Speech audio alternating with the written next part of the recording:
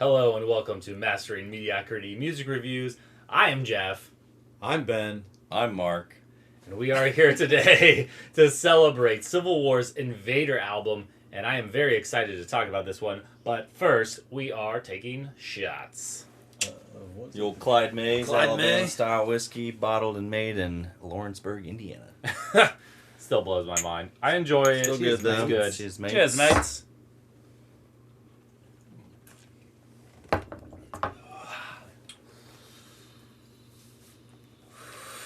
Certainly harsher. A little bit, yeah. It's getting there. It's Thought I getting might have warmer. just taken it the wrong way, but It's got a lot of that's the character, general though. consensus. All right. You know, So- wash it down with a little bit of that yak piss. Why not? Yeah, we'll get a little bit of yak piss. And while we're pouring, Ben, tell us a little bit about why you chose this album. Why I chose this album? I just chose it because it was, like you said, it's Civil War's most recently released album.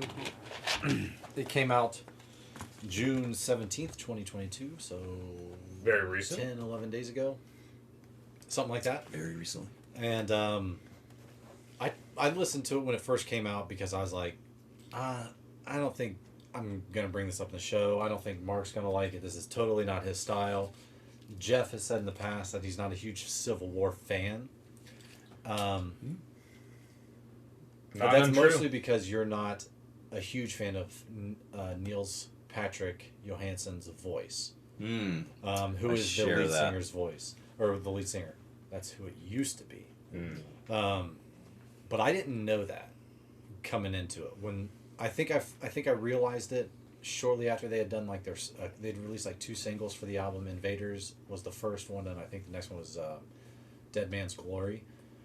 And then I think for Dead Man's Glory, I was like, I don't think this is the same guy, because with Invaders, they sound really similar. Like they're in the same register, they're in the same pitch and everything, which I really liked because I really liked the first guy. Mhm. But the first guy had a very, very unique voice. If you thought this guy's was a little bit kind of not I don't want to say off-putting, because I thought it was really good. I think this guy takes the edge off what the other guy was doing, Hmm.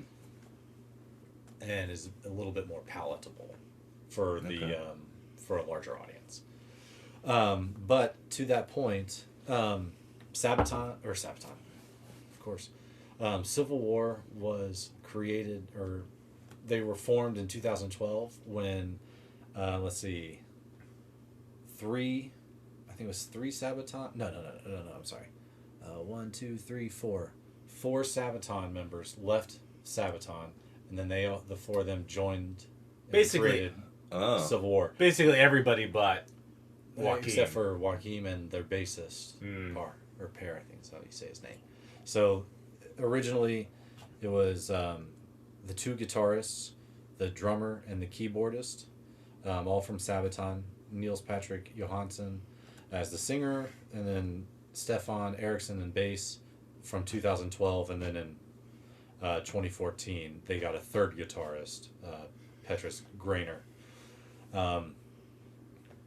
And so, all right, so in 2016, Niels Patrick Johansson left the band. 2015, one of the guitarists left and their bassist left. In 2021, one of the guitarists left. So Dang. so now there's the only original members are the keyboardist and the drummer. So they're still Sabaton, original Sabaton members, original Civil War members. Petrus Grainer, the guitarist, the 3rd guitarist who was added, he's still in the band. And then they've got the new lead singer, Kelly Sundown Carpenter. And now their 2nd guitarist is also a former Sabaton member. They right here. It's like a soap opera. Yeah, Maybe they've that got his one. real, they've got his real name, but his name's like Tom. Can we stop real quick? Like England. only, And he's really good, It too, seems so like I'm really only in these kind of power metal bands do you get some level of bands that almost are Share like They're always morphing. And they're always changing, morphing. They're yeah. more of like they're almost like a placeholder in time. Iced Earth was a lot like that as well. I mean, No. there's some amount of vein that goes throughout it, but like you said it right there. I mean, it's No, like no, only the Iced- 2 original members Yeah. are there. Iced Earth is fucking. How many their lead guitarist. singers have Oh they my god, I'm had? drawing a blank on his name. Fucking.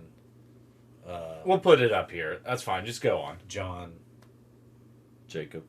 Jingleheimer Schmidt. Oh. Yeah, I can't remember his name. He was in the Capitol on January 6th, actually. Yeah, I know. It is funny. It is funny. We'll like, put yeah, the picture of it's him like, right here. That's fine. It's It's Frothing hilarious. at the mouth. It hilarious. is. Yeah. Yeah.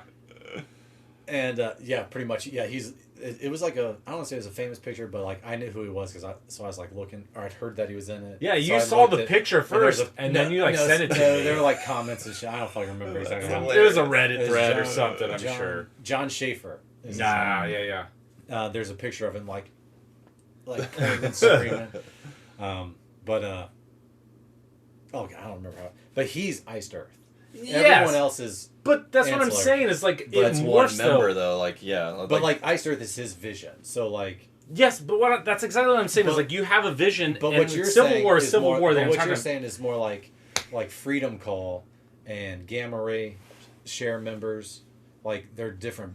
No, I'm Or not like saying that. how- I'm saying there are people who go to these types of bands like Civil War and then they move on. Like they get the experience, but Civil War itself is like conceptually doesn't seem to be a band that will ever lift off, and Jeff, so it really? becomes a placeholder. Jeff, let me tell you what you mean.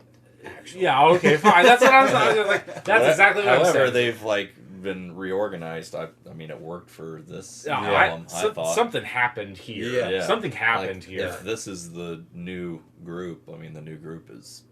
Yeah. I They got hope it persists Yeah. to They some got it going. degree. It Yeah. surprises me that you're saying like they haven't taken the leap because to They me have. this of all like I know I haven't listened to a ton of it, but maybe 3-4 Yeah. different band albums in the genre of music. Sabaton, This Wasp. is by far yeah. the best one, I think. Yeah. This is killer. This is killer. Yeah. I agree, Doctor. I'll start off with saying the reason why I end up loving this album, and I do, is because almost every single song lifts off to some degree. There's a breakdown of some sort in every single song. Yeah. All of it is hard, even when it's slow. Yeah. None of it is like there's a power ballad in there, Andersonville, but none of it like they didn't put like some lame ass love song in it. I mean, it is a love song. Yeah, that's what I'm like.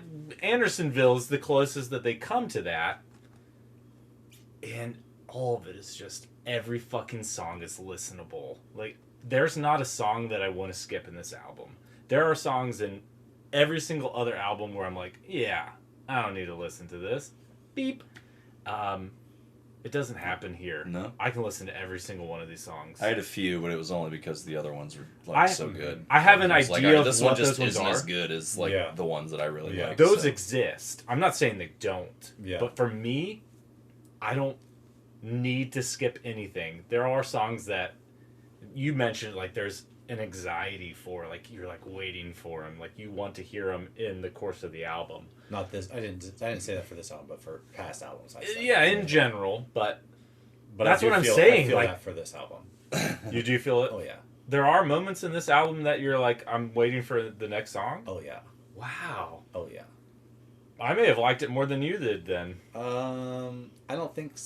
I mean, maybe.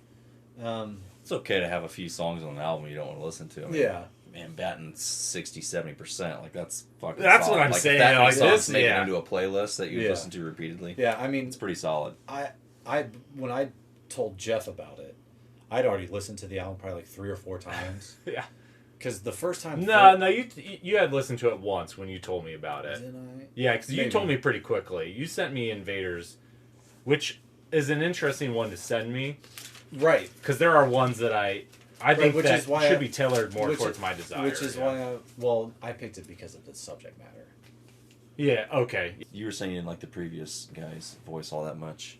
I feel like on this album there are songs that really do the lead singer's voice justice, and it just really like fucking slams. And there's some that like it just needs to be a different like octave or key. I don't know, like or just something. This It's was- not bad, but like it seems like some songs just like hammer it and it's Yeah. good, and Some- other songs it feels maybe a little forced for his vocal style. Sometimes I think bands, after they lose a singer who's like really unique, try and get somebody who's really similar, and I think they did that. But I think this guy's quite capable. I don't know if I necessarily agree, but I feel like this album was definitely probably written for the other guy. You know what I mean? Yeah. I can So see is that. this guy? I didn't listen to. This guy's been in a couple other bands. I didn't listen to any of it, so I don't know. Maybe he sings like in a totally different style normally. So you sent me Invaders. You sent it because of the subject matter, but honestly, that may be his worst vocal song, and it's still a great song. Yeah, But there are agree with showcases. You said there are showcases where he does it better. Yeah. He absolutely does. All right, if you're gonna start talking like this, let's just get into it with song number 1. Yeah. Oblivion. Oblivion. Oof. Oof. Let me go first. Oof. If Yeah. that's your reaction. I gave it a solid 6. I don't know if I agree with that score. I might give it just a regular 6. I don't love it. That's all I wrote for it. This, when you were saying about their songs you want to skip, yeah, it's the opener, because I think Dead Man's Glory is better. I think Invaders is better. I think a lot of the album is better. I think literally the rest of the album is better than this song. This is one I wrestled with, but I wanted to skip it every time I listened. I was just like, I want to hear other shit. I think musically it's great. I think it's musically good, but like, they are like a fucking 10. They're so good. But like I feel like this is one of the songs where the lead singer's voice doesn't really mesh very well, and I kind of have that. Like if I were to listen to the album over again, and I could have free will to skip. This might be one of them, but like I gave it a 7 to 8, 7.5. I thought it was pretty good. The music like carried it. The guitar, the drums, all of it together was cool. I like the Arabian Nights kind of, intro vibe or whatever. Yeah, I am hiding back tears. I love this song. I liked it too. I gave it an 8.5 though. It's pretty solid. I love this song. I liked the exoticness. I liked the subject matter. I think it's a fantastic opener. Yeah. I have like every time I listen to this song, I just smile. It's just like this song is great. Like Just sitting there. it doesn't end on it. It doesn't end on Battle for Life. What's the song after Battle for Life? Custer's Last Stand, which is also an awesome song. And then Oblivion picks back up, and I'm just like, it starts all over. I'm so happy. Like, this is great. if you got it on repeat. Yeah, which I did. It went to a different Like, album. I probably ended up listening to this like 6 times. Oh yeah. Which is the most I've ever listened to. And we're even like recording on a shorter period of time. Yeah. I loved this. I listened through it 4 times, and when Ooh, did we for decide to you. do this? Monday I actually, like that. or Sunday? Yeah, So something like like I think Monday Monday I listened to it once. Yesterday I listened to it once. I listened to it twice today. Okay. the part about this album is it's unrelenting. Like Yeah. it just keeps hitting hard. Yeah. And even the slow pace changes are fucking so hard. It's just all the way through. But it's not challenging to listen to this album. Not in a bad way. Not in any way. Like sometimes, like Powerwolf, Battle Beast, you get through and there's a point in time where you're just like, just let up for a moment. But they do enough of these like pullbacks, and you were talking about it. I think on Offspring. their breakdowns, they're big like chord strum, and then they're letting them ring is more like what you would kind of hear on like a radio rock song. Yeah. Like it's easy to carry, like where you're just like yeah, it's Yes! not like it's big long or like not long holds, but long enough where it's like a bounce and then you bounce and then you bounce. A lot of power metal is go hard, and your breakdown is go harder. And these guys I mastered like the pullback. slowdown. Yeah, I like Okay. the pullback. Yeah. All right, let's move on to Dead Man's Glory, song number 2. Mark, you I'll start us I off. gave this one like a 6.5. It was a little more theatrical, and it kind of loses me a little bit when it gets real theatrical in like its sound and presence. But yeah, it wasn't a bad song. It was just- I feel the same way. Yeah. And like going back to their releases, which was Invaders and Dead Man's Glory, those are like when you put them against some of the other songs in the album, they are kind of the more traditional power metal type songs. Mm. Dead Man's Glory especially was one of their more traditional style power metal. And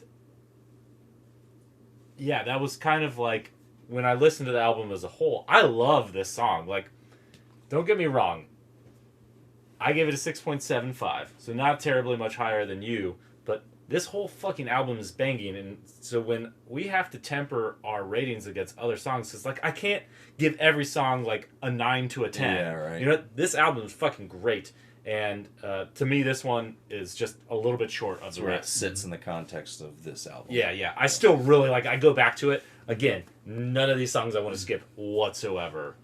Not at all. It's just, Not yet, doesn't add up Haven't gotten to it me. yet. but I guess it's only song 2. So. Yeah. I gave it a 7. I thought you liked this one more than that. Okay, did. you liked it I better liked it than more than the Oblivion. first one. This song, because when the first song played, when I first listened to it, I was like, eh. Because I didn't really like from Jump. I was like, all right, it's going to be another one of those fucking Civil War albums. And then this one, I was like, this one's pretty catchy. Okay. Okay, I'm interested. Okay. And I'm biting. yeah, like I was just like a little bit curious on that first listen, and as I've listened to it more and more, I've enjoyed this one more and more. This one doesn't get to where I think the rest of the album gets to, especially the back half. Yeah. Or.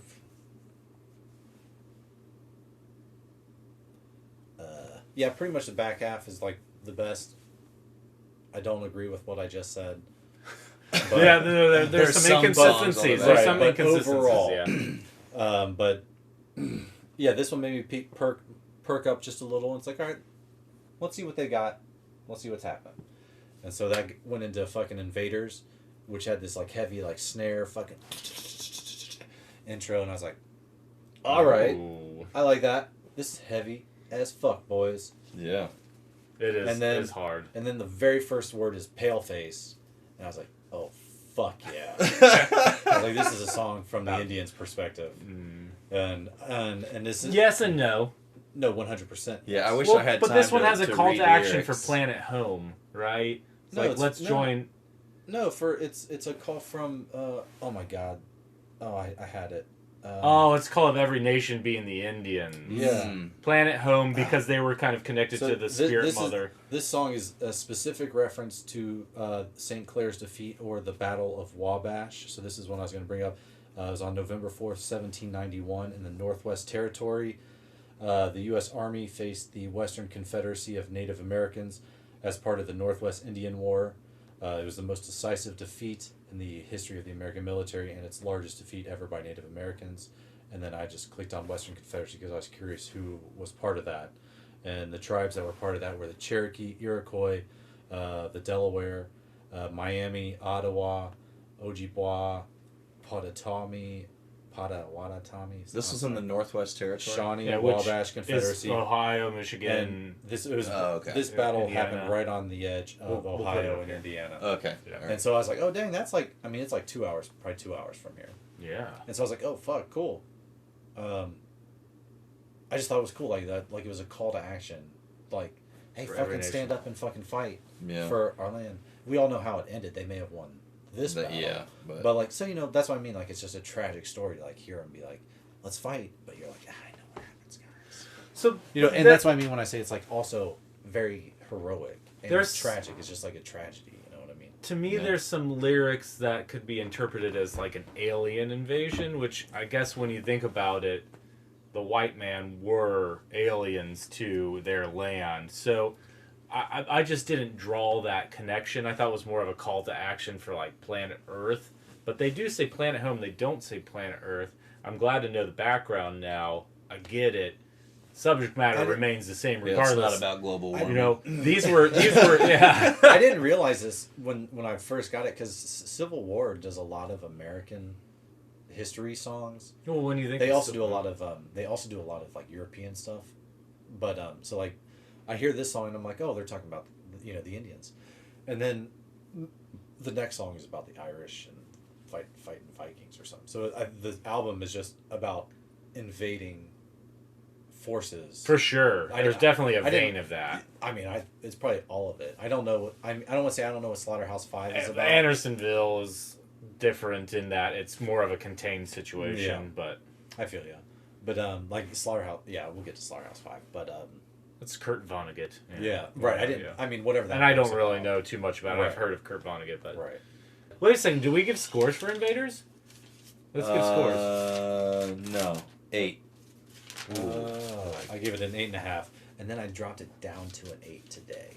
I thought about this for a long time. Yeah, so I gave it a 9 initially, and I think like going back, I'm like an 8 as well. So we're all 8. Yeah, I think 8's a very fair. It's a very good song, but it's not the best on the album. No. It's not my favorite for sure. No. It's hard to really put that into perspective. But let's move on then Heart to of Darkness. Yes. Jeff, I know you really like this song. Keep it short. What do you mean? Yeah, I'll try to keep it short. So, to me, this is like a theatrical Powerwolf song. We get into it's slightly slower. There's this building of feelings, and every time I hear it, I think there's like some bells or chimes. There's this sound that goes that permeates through. In every single one of their songs, they're just doing a little bit something a little bit different, and so I love the melding of the theatrical feel with their power metal sound. The vocals in this are fantastic. Every time I hear the song, I love it. I want it to play again, except for like the next song's awesome too. I mean, so it just like keeps going. Like that's why I'm saying I can hear it. All right, so I pass the buck, please. I could talk this about all of this 9 point. It's probably like a 9.5. 9.5. It's not a 10 because like 10 reaches legendary status. Like for me, this is a 9.5, and that's almost legendary status too. Pretty but close. like honestly, in the scheme of all musical endeavors that have ever been made, like this is not a 9.5. But like on this album, fuck yeah, it's awesome. Yeah.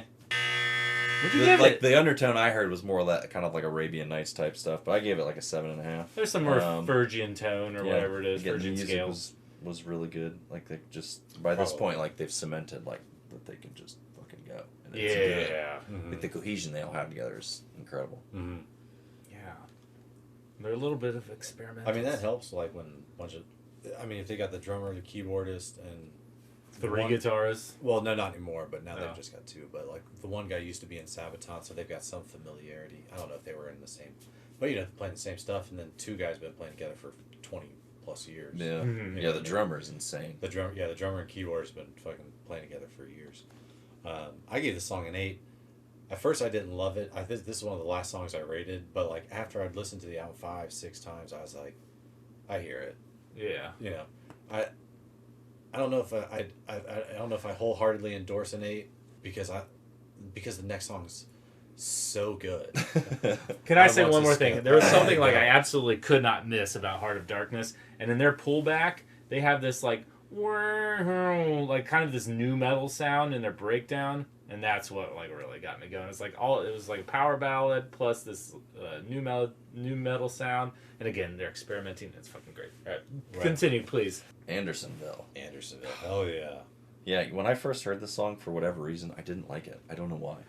First time, and then the second time I heard it, I was like, why didn't I like this song? I kind of agree. I can Like, this see song's that. so good. Yeah. I can see that. I agree. It was like the first time, and then I listened to it again. I was like, I don't know why I didn't like this. Did This you is- read the lyrics? I didn't. No, No. I was working when I listened to it, and I was working out when I listened to it, so I never had a chance to sit down in front of a computer Yeah. and listen to it and read the lyrics. I wish I did, because I feel like if I could read the lyrical content of the songs and understand more of it, I would like it The more. appreciation goes up more. Yeah. For sure. Yeah, this song is about, like Jeff said earlier, a Civil War camp, a Confederate Civil War camp. So like Northern Union prisoners would go there. It was in Georgia, I think it was. Yes. Yeah. Train and it down was to called Georgia. Camp Yeah. Sumter, not to be confused with Fort Sumter. Mm. And that's where that's where it was. And I found this little thing here. I just thought it was interesting. I'll read a little bit. And it's a little long, so I apologize. This is all I'm going to say about it. I love the song, by the way. The first prisoners arrived at Camp Sumter in late February 1864. Over the course of the next few years, months, Over the next few months, approximately 400 prisoners arrived daily. By June of 1864, so the time this song takes place, over 26,000 prisoners were confined in a stockade designed to house 10,000. The largest number of prisoners held at one time was 33,000. In God. August of 1864, the Confederate government was unable to provide the prisoners with adequate housing, food, clothing, and medical care. Due to the terrible conditions, prisoners suffered greatly and had a high mortality rate. Sergeant Samuel Corthell, Company C, 4th Massachusetts Cavalry, remembered the camp was covered with vermin all over. You could not sit down anywhere. You might go and pick the lice all off you and sit down for half a moment and get up and you would be covered with them. Jesus. In between these two hills, it was very swampy, all black mud, and where the filth was empty, we're talking about their shit and piss. Where the filth was emptied, it was all alive. There was a regular buzz there all the time. It was covered with large white maggots. Ooh. And in the chorus, they talk about across the dead line. They said there was like it was called the dead line. From the fence to where the prisoners were housed, there was like, whatever it was, 20-yard gap or whatever. Like basically no man's land where like if you crossed that line, you were shot. The guards were allowed to shoot you. And so that's why they said crossing a dead line is eternity. So I just thought that, I was like, once I read that, I was like, oh my God, like this song is fucking brutal. That's just one blip. Yep. From and there's so many of those blips, and you start hearing about those blips, you're like, Jesus, man, could you imagine living like that? Yeah, to me, it's almost surprising to be in such terrible conditions, and there be so many of you that you don't try to. To try a prison escape. Yeah, I mean, there's a lot of you. 33,000 people. How many guards? They're probably in already terrible condition. And you have one-shot muskets. Yeah. Maybe a pistol. Yeah. Yeah, I mean, I think the Gatling gun comes into play in this era, but it's not like they had it for a prison camp. And how well did they even operate? Yeah. When they're brand new. But to that point, like, what would you do? Like, you are, like, in the middle of the Confederacy. You have no strength. Yeah. What do you have? If, let's say generously there's 1,000 guards at this place, like now you have 1,000 guns for 30,000 suddenly free, malnourished fucking Union troops. What are you gonna do? Fight your way through the Confederacy, the entire Confederacy. Yeah, you break out and there's like nothing to eat because everything's been fucking shot. There's no deer, there's no bears, there's no squirrels, and nothing. Yeah, it's a great song. The long drawling vocals that they present gives you this just sense of despair. The song is written almost like a letter home, right? And it's just saying like, look, this is the last time you'll hear from me. I'm going on that train, and I'm not coming back. Yeah, it's great. Yeah, I gave it 8.5. I thought it was interesting to hear the chorus. Like there's in the first chorus there's optimism. And then there's like slowly, slow acceptance like through each chorus, like the lyrics like I'll have to read it again. I just enjoy slight changes. I just marinate in that song. I give it an 8. I think it might be higher than that. It's just that I enjoy Heart of Darkness so much that I don't really want it to touch that level, but it's close. I think this was really my good. favorite song. I think this is probably my favorite now. Yeah. Heart of Darkness is definitely mine. I gave it an 8.5, but like. That's just me just trying to be honest. Which is crazy on a power metal song. We're all really enjoying their ballad. I'm surprised Mark's enjoyed this as much as we have. Jeff was like, it's gonna be funny when we get there and Mark's like shit, like or not shit. Like, well, I mean, I like can't. pew-pewing it or whatever. I can't say I'll probably ever like throw this back on to listen to again. But like I've started taking these as like rating them as they are through the album, and like as I'm starting to hear more of this music, I'm starting to like hear like who's better, who pulls it off better. You can put them side by side. Just because I won't listen to it again doesn't mean I can't enjoy it. Oh man! And this is by far the best one of the big power metal bands I've listened to so far. I don't even know if I'd call these guys like one of the big ones. Well, yeah, they're Which not surprised the big me because ones. I think they're great. But I mean, I don't think they have a song over 5 million. Plays? Maybe on one. YouTube, some of their videos have quite a few. Okay, fair, but on Spotify, no. Maybe. Yeah. But the word at the time when everybody left Sabaton, because Sabaton at that point was like still fairly small in the States. Like I think we said before, but like Jeff and I were going to the shows, and they're opening for somebody. Couple hundred people. Yeah, maybe at the most. Or there were some shows like where it was like me and Jeff, or at least that's how it felt like in my The head. first one, it was especially, like me and Jeff, yeah.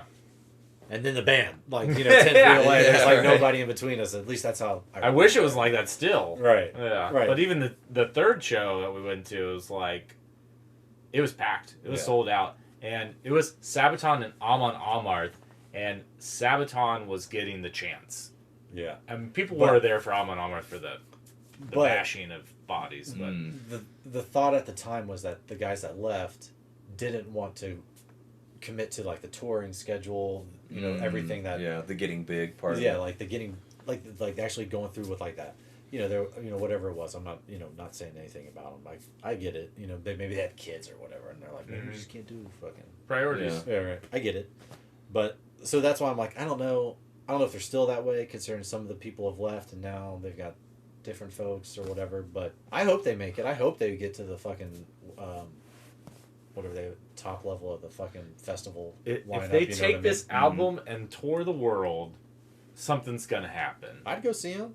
Absolutely. I had no reason to listen to them before or see them, but now I do. I want to see them. This is I would see them for sure if they came in town and you guys were going. I'd go. Yeah. Carry on. All right.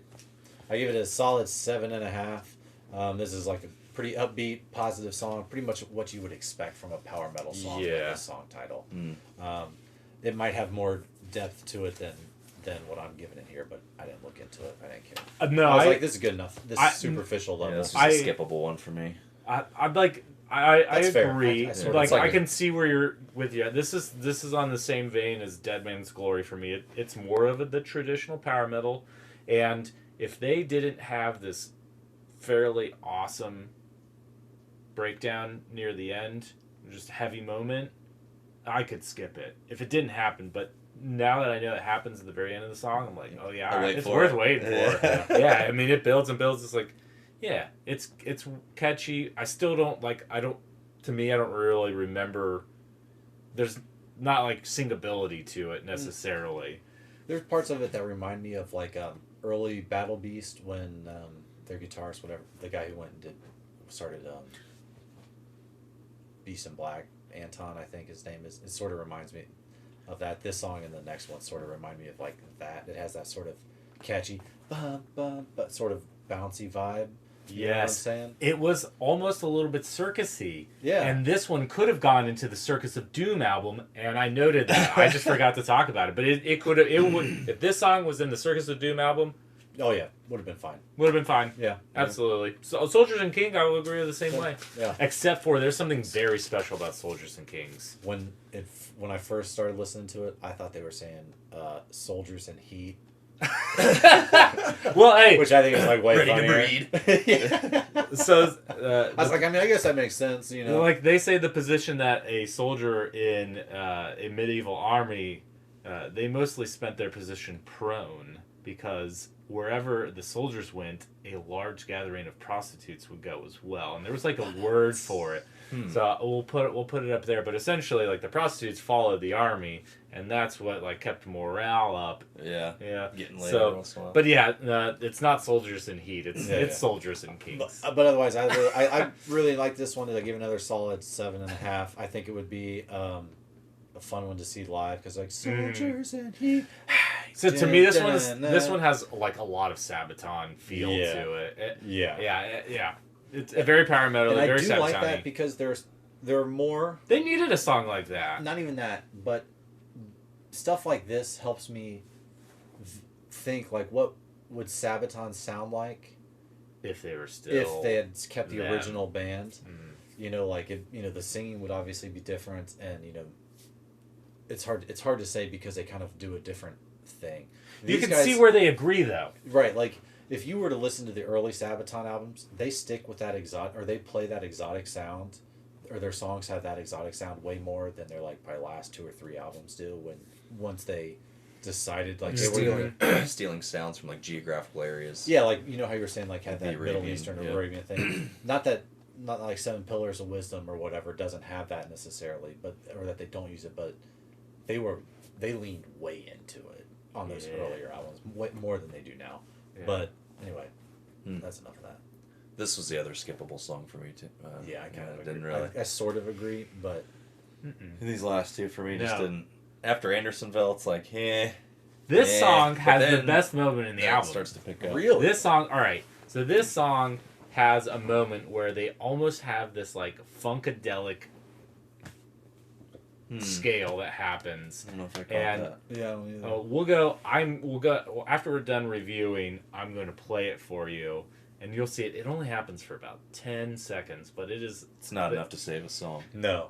Oh well, I love the song too. I literally better have fucking Anyways. goosebumps and like getting misty-eyed in those 10 seconds to say the fucking song. It's so beautiful. Well, right. I gave this song a 7.75. I Yeah, can I understand liked it. 2.5, but 7.5 just go up to the next fucking number, buddy. 8. No, it's not an 8 though. That's fine. It's not an I 8. agree. We are now taking shots. Hell yeah!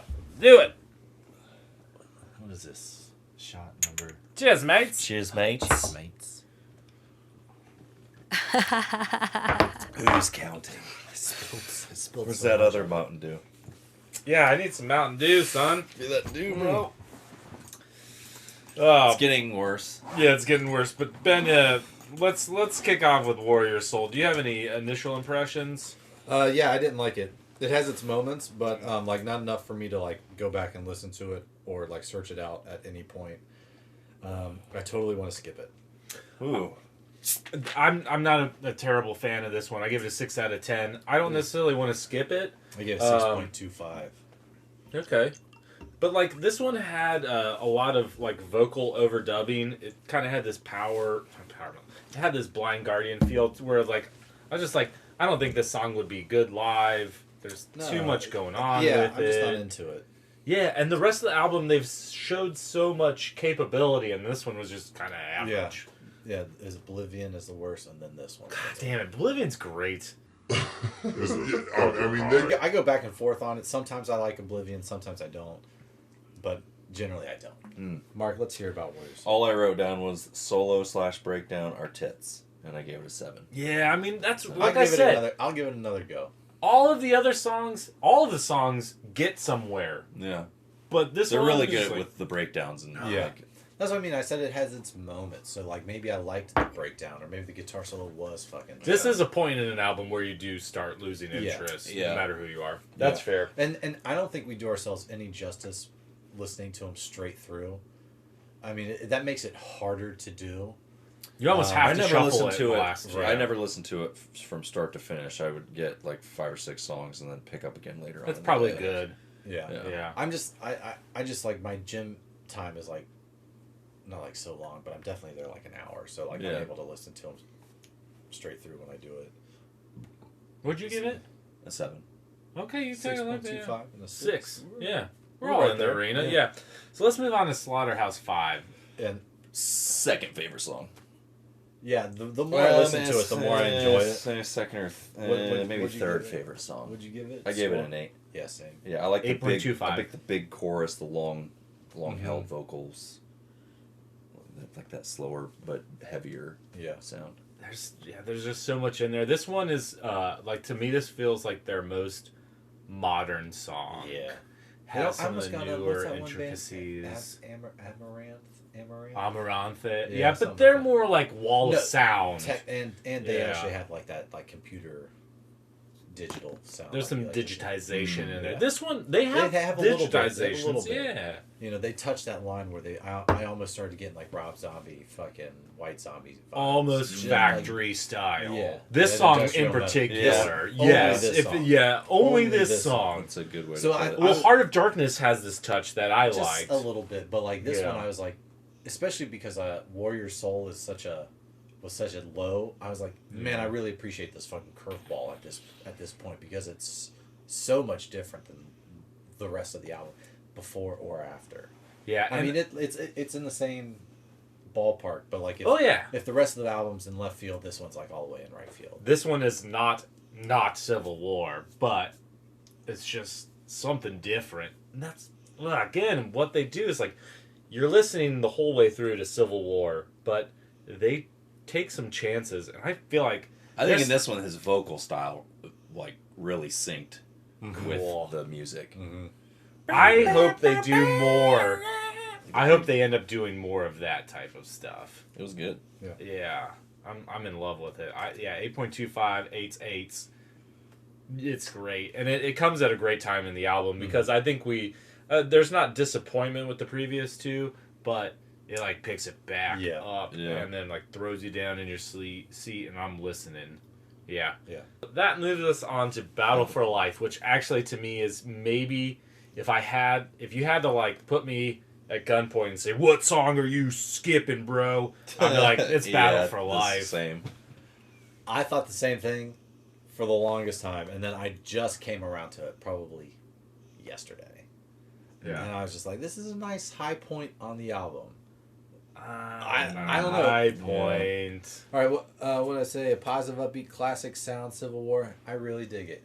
Well, yeah, but we've just, besides Slaughterhouse 5, the two before that are like traditional power metal, and you know that they can do better power metal. Like they're doing like power metal 2.5, and this one's just another power metal song to me. It's good. Like I told you, you have to put a gun to my head for me to say which one's skippable. It was that one. It's still freaking good. I'm not saying that it's not. Like I'm still at a 6 on this one. body of work. That's but in the body of work, like. But I was that's really the one that- I gave it a skeptical 6 as well. skeptical because it's in their top 5 already, which Oh, makes me Really? yeah. On Spotify? Yeah. Interesting. Which This I'm one always, is? yeah.